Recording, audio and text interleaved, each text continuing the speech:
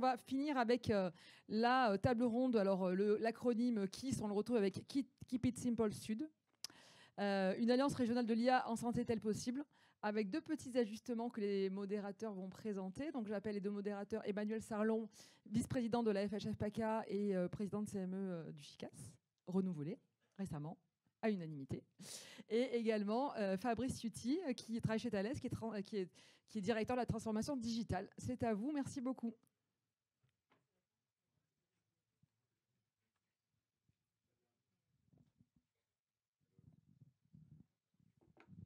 Allez, on est parti?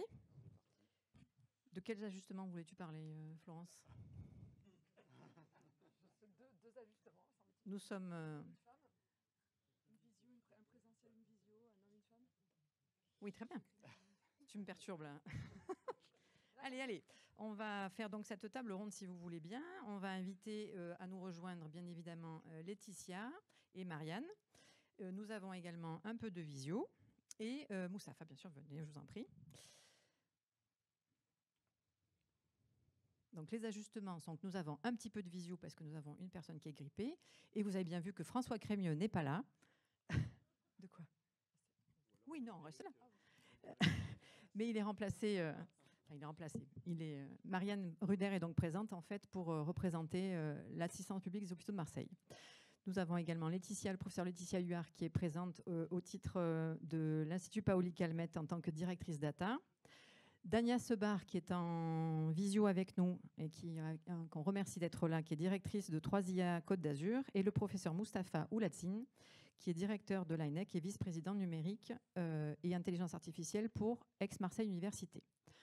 Pour commencer, petit quiz. Est-ce que vous avez retenu ce que Arnaud Robinet nous a dit ce matin sur les 3 S? S, souveraineté. Deuxième S, soutenabilité. Troisième S, je vous aide un peu parce que c'est à la fin de la journée.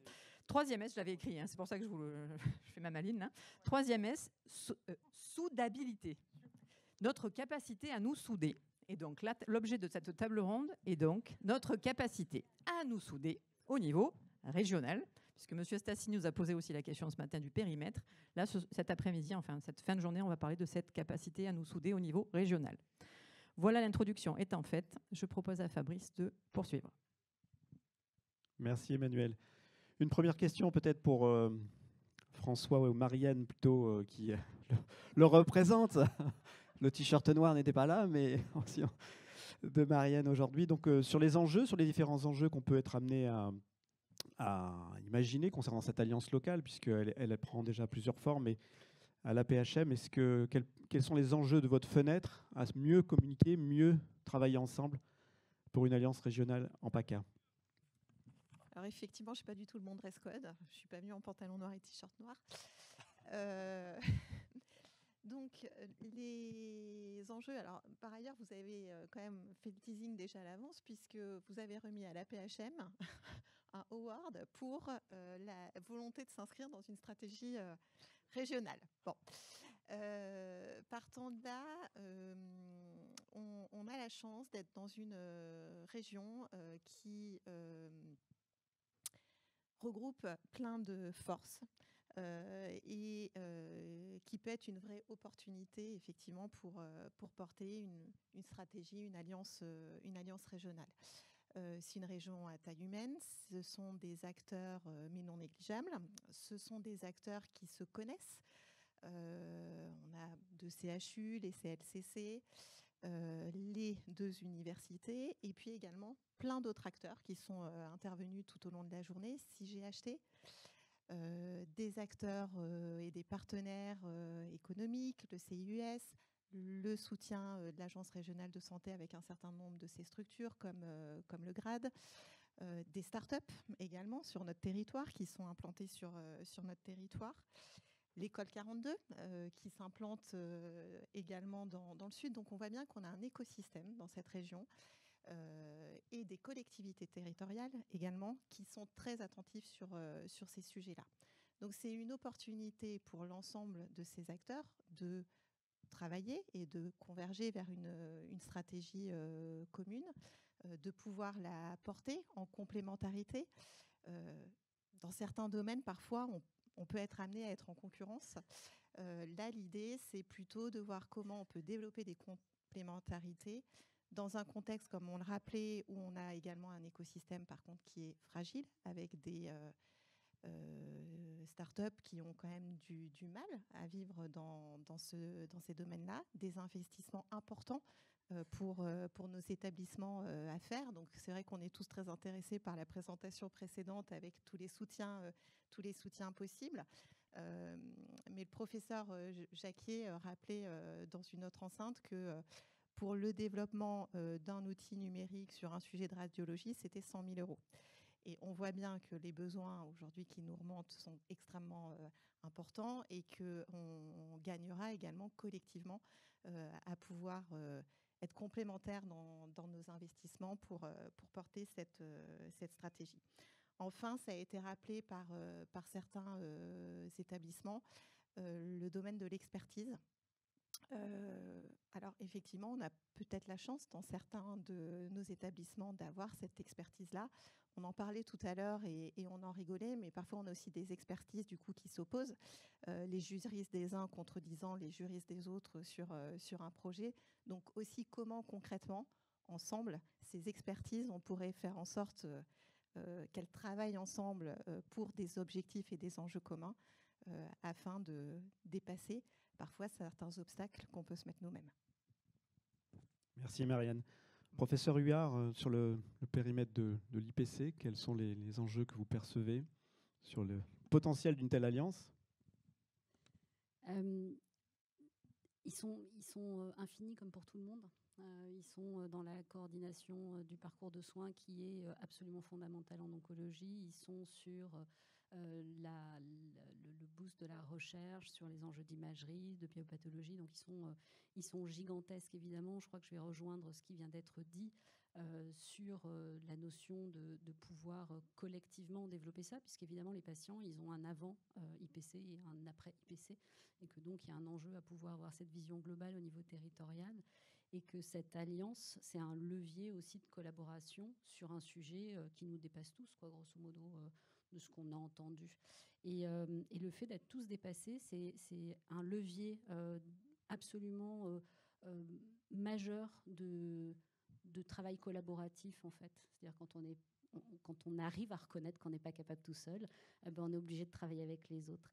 Et ça, c'est assez important. Et c'est assez important parce que je pense qu'on représente tous aussi des établissements qui ont... et nous, on est très tournés vers estimer la survie de nos patients en cancer. Mais enfin, la survie de nos patients en cancer, elle dépend de la façon dont ils vont être pris en charge par l'ensemble des acteurs du système de santé sur le territoire. Et donc, ce que disaient aussi les collègues de certains GHT en disant « mais nous, on n'a pas forcément les capacités », c'est fondamental que l'ensemble du territoire soit regroupé autour de ces questions d'IA qui vont changer le parcours, la coordination des soins, la prise en charge des personnes, et évidemment les enjeux recherche pour améliorer la qualité des soins et la qualité des thérapeutiques, mais que tout le monde soit regroupé et aussi dans un objectif aussi d'équité, tout simplement, de prise en charge des personnes sur le territoire. Merci. À distance, Diana Sebar, est-ce que vous pouvez intervenir sur le périmètre Université Côte d'Azur, sur comment la recherche académique peut aussi irriguer cette alliance régionale? Merci, bonjour à toutes et à tous. Alors, l'université, de façon générale, l'Université Côte d'Azur en particulier, je dirais avec un de ses atouts principaux qui est l'IA Cluster, 3IA Côte d'Azur, donc labellisé comme un des 4 3IA en 2019 et puis en 2024 comme un des 9 IA Clusters français, c'est-à-dire comme un pôle d'excellence de niveau mondial en recherche transdisciplinaire en intelligence artificielle. Ce que ça peut apporter, évidemment, c'est un accès, des expertises à l'état de l'art de la connaissance dans le domaine de l'IA appliquée à la santé.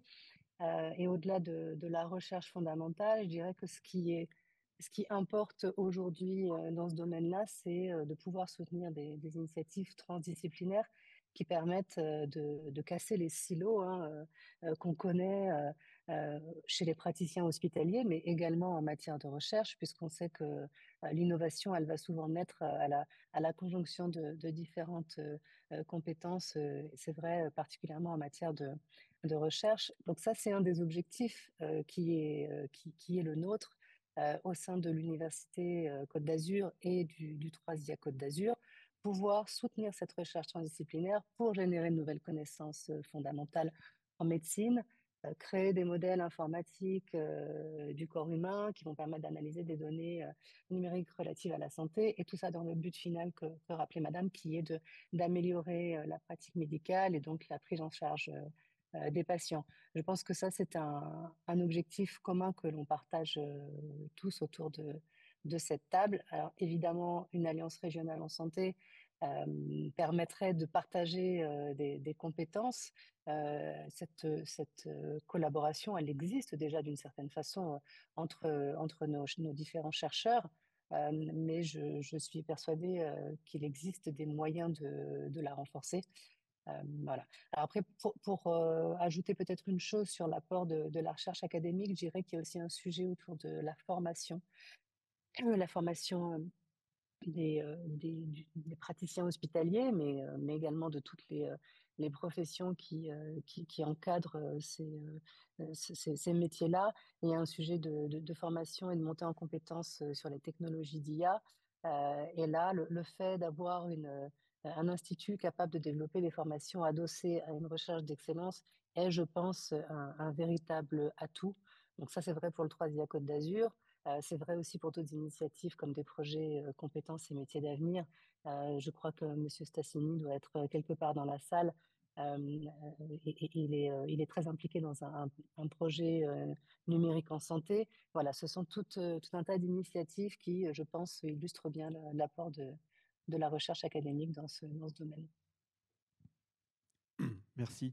Professeur Platzine, sur le périmètre Institut Laennec, est-ce que vous pouvez nous donner des détails sur la valeur ajoutée d'une telle alliance? Donc, dans le cadre de... Donc, je dirais d'abord, avant tout, il y a aujourd'hui sur le territoire beaucoup d'initiatives qui se développent de plus en plus pour l'IA, l'usage de l'IA en santé. J'ai envie, dans un premier temps, d'y voir d'abord des points positifs qui sont effectivement la réponse à des besoins qui sont avérés sur le terrain, et en même temps le développement d'une compétence multiple. Mais ça représente bien évidemment des risques qui sont la fragmentation bien évidemment des standards avec lesquels on va décrire nos données, les standards et les protocoles d'accès à nos données, etc., et la sécurité. Ce qui peut rendre la mutualisation de nos résultats, je dirais, difficile, et également l'interopérabilité entre ce qu'on peut développer les uns et les autres sur le territoire d'une manière un peu indépendante. C'est de là, en fait, que cette alliance trouve tout son sens, parce qu'elle permettra certainement de structurer les différents acteurs sur le terrain, les universitaires, les établissements de soins, sans oublier bien évidemment le monde socio-économique, parce que ça peut être un vecteur d'accélération, d'amener le numérique, il y a au lit du malade, parce que nous, on est dans l'innovation, les médecins sont dans la pratique, et c'est quand même nos startups à les accompagner à travers cette alliance pour que ce soit un vecteur d'accélération à l'usage de l'IA d'une manière tout à fait pratique sur le terrain. Cette alliance, effectivement, aussi peut être un vecteur dans la mutualisation de nos ressources et le partage de nos ressources. Je pense qu'à travers un certain ensemble d'interventions aujourd'hui, vous avez bien compris que l'usage de l'IA, c'est coûteux en structuration des données, et pas que, et c'est coûteux aussi en usage donc de ces LLM, ou bien même des modèles de prédiction, etc., parce que ça nécessite quand même des ressources de stockage et de calcul qui coûtent extrêmement cher. Cette alliance peut effectivement travailler à la mutualisation de ces moyens, et on ne part pas de zéro. Aujourd'hui, par exemple, nous avons avec nos collègues de l'Université de Côte d'Azur, l'Université de Toulon, l'Université d'Avignon, également par un soutien très fort de la région et de l'Europe et de l'État, on est en train de travailler à l'émergence dans notre région d'un data center sud, avec tous les moyens de stockage qui sont nécessaires. Donc c'est un projet à plusieurs dizaines de millions d'euros sur lequel on travaille.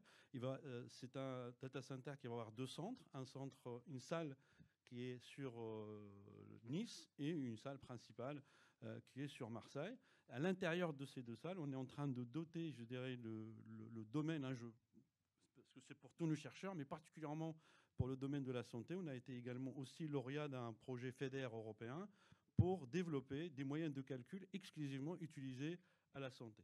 Donc tout ça, je veux dire, on est déjà dans cette mutualisation. Je pense qu'on a également d'autres projets qui impliquent nos collègues de la PHM et l'EPC, qui est la création d'un centre de soutien aux formations en données de la recherche, dans lesquels on évoque toute la question de la formation, la question de la sensibilisation de l'IA à destination des professionnels de santé. Ça a été évoqué aussi tout à l'heure par ma collègue de 3IA. Nous avons aussi, de côté du territoire marseillais, avec nos collègues de la PHM, monté un CMA en santé numérique, qui a été porté par le professeur Georges et moi-même. Donc il y a 2 instituts qui ont travaillé sur l'émergence de ce CMA. Donc c'est vraiment pour monter des formations de sensibilisation et jusqu'à l'approfondissement de l'usage de l'IA pour les professionnels de santé. Ça va des infirmières jusqu'à les médecins, les cardiologues, etc. Donc voilà, je pense qu'une alliance sur le territoire n'aura qu'un bénéfice pour structurer toutes ces activités qui existent, toutes ces initiatives qui sont déjà là, pour les rendre encore un peu plus visibles et un peu plus accessibles à des personnes qui s'intéressent à l'usage de l'IA et la santé, à l'usage de l'IA en santé. Alors, vous avez évoqué l'Institut Laennec, alors très rapidement. Donc, déjà, sous forme d'une alliance que je pourrais dire territoriale, qu'on a développée au sein sur le territoire marseillais.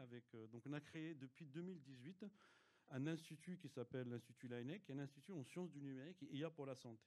Donc, cet institut, donc, personnellement je l'avais créé, j'ai absolument voulu qu'il y ait 3 tutelles. La AMU pour la partie, bien sûr, recherche, et les 2 établissements de soins qui sont la PHM et l'EPC. Et donc, on a beaucoup, bien sûr, travaillé ensemble pour qu'il y ait ces 3 tutelles. Donc, c'est un institut qui regroupe aujourd'hui plus de 520 personnes, une vingtaine d'unités de recherche de notre établissement. Et dès sa construction, on a voulu vraiment mettre les trois piliers, c'est-à-dire la partie excellence recherche, la partie, bien sûr, compétences métiers, savoir-faire dans le domaine de la santé par les 2 établissements de soins, et également la partie droit, usage et éthique. Donc, il est constitué d'une vingtaine d'unités, il y en a une dizaine qui sont en santé, 7 qui sont plus dans le domaine sciences, c'est-à-dire et ramener la compétence informatique, mathématique, physique, etc. Et on a également avec nous aujourd'hui des gens qui sont en sciences humaines et sociales et droit, qui nous apportent cette dimension de l'usage et de l'éthique dans l'IA santé.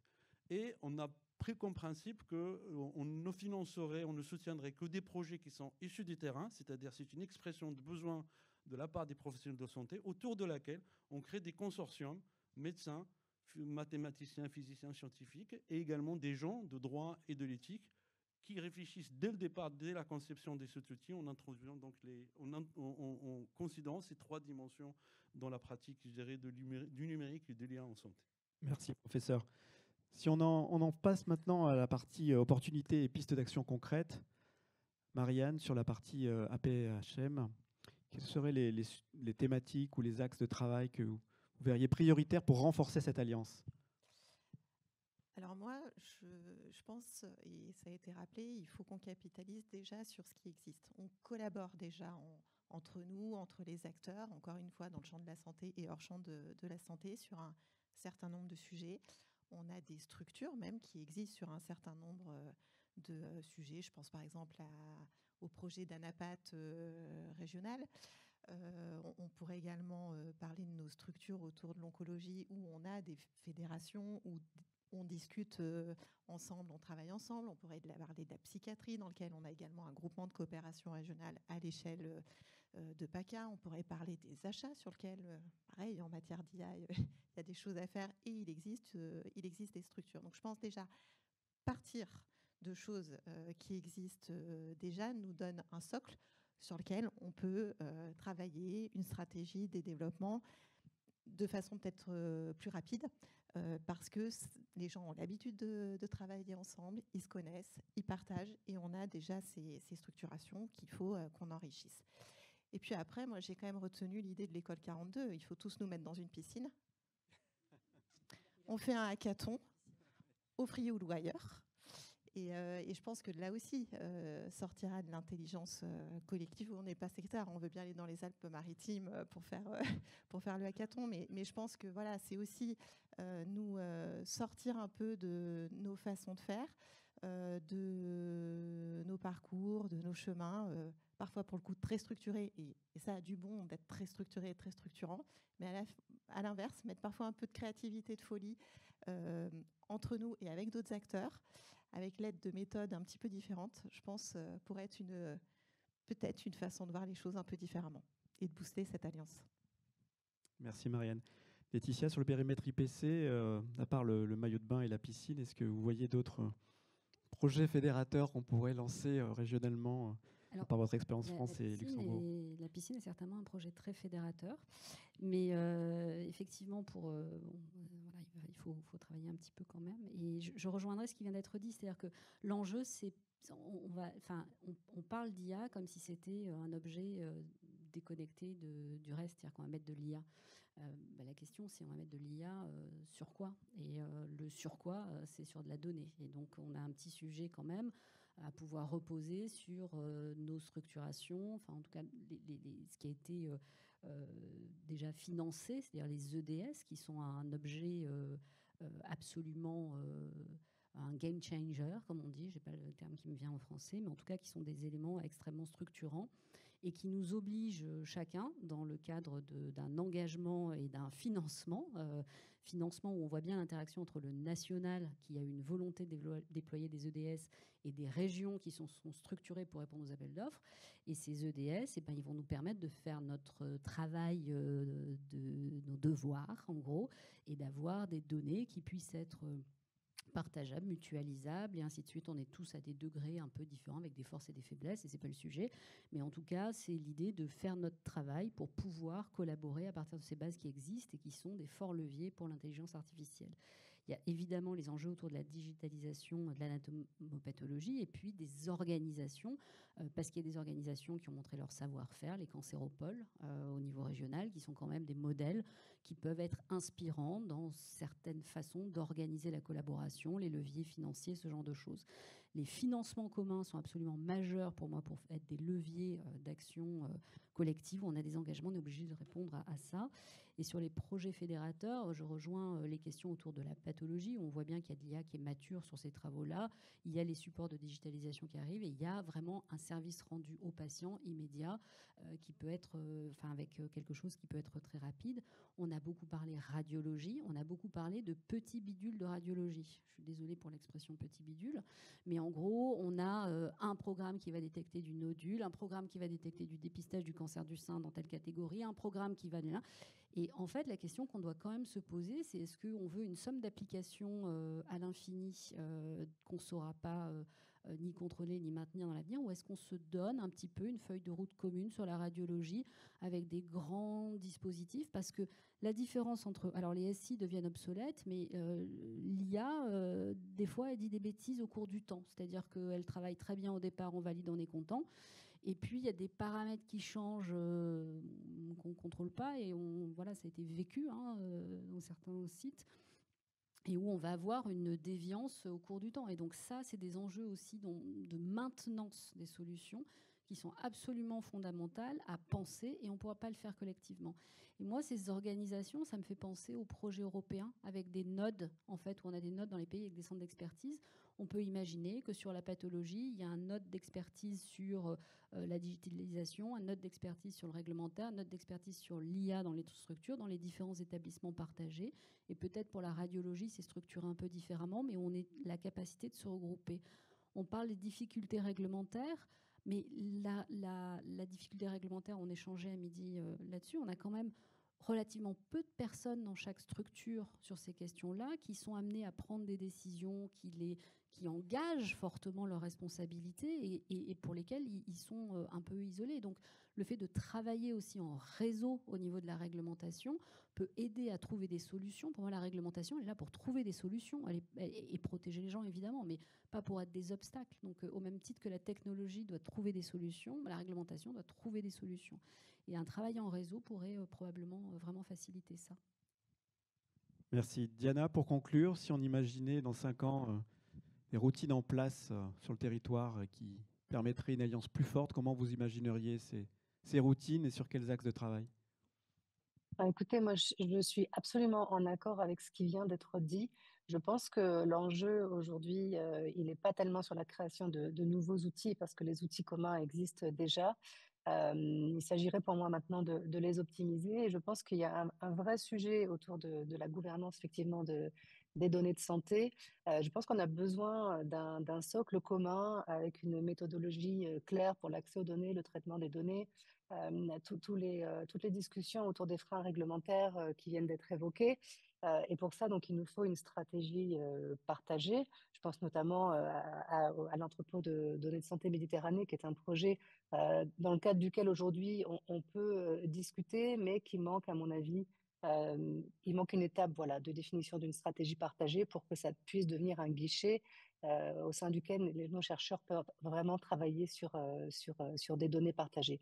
Et puis le deuxième enjeu pour moi, et ce qui pourrait être un objectif à l'horizon de 5 ans, c'est d'avoir un modèle économique clair, là aussi, pour l'entrepôt de données de santé, parce que très clairement, sur ces sujets-là, le financement en mode projet à très court terme ne suffira pas si on veut inscrire des progrès dans la durée. Donc voilà, pour conclure, je dirais que pour moi, l'enjeu aujourd'hui est autour de la gouvernance, d'une gouvernance commune des données de santé et d'un modèle économique pérenne. À la question Keep It Simple Sud, on va répondre oui. Merci pour votre éclairage, en tout cas à tous. On arrive au terme de cet échange. Donc, on voit bien que cette alliance régionale en santé, ce n'est pas qu'un rêve lointain que l'on poursuit. Par contre, ça suppose un socle solide, comme vous l'avez démontré, une gouvernance claire, ça vient d'être dit à plusieurs reprises, une feuille de route collective, une gestion au cordeau de nos données de santé, une montée en compétence des équipes et une confiance partagée entre nos acteurs, qu'ils soient publics, privés, académiques, etc. Les opportunités, elles sont réelles, vous nous l'avez démontré aussi. Meilleure qualité des soins, optimisation des parcours des ressources, ça jouera aussi sur l'attractivité de nos territoires. Et les freins, qu'ils soient réglementaires, financiers, l'éparpillement également des ressources, ne sont pas insurmontables si l'on s'organise. Donc j'ai envie de dire, seul, on va plus vite, mais ensemble, on va plus loin, selon l'adage consacré. Merci à tout le monde d'avoir participé. Merci pour vos contributions et votre éclairage. Et Fabrice nous proposait aussi comme conclusion, l'Alliance santé ne se fera pas sans alliance et l'alliance ne se fera pas sans confiance. Merci à vous.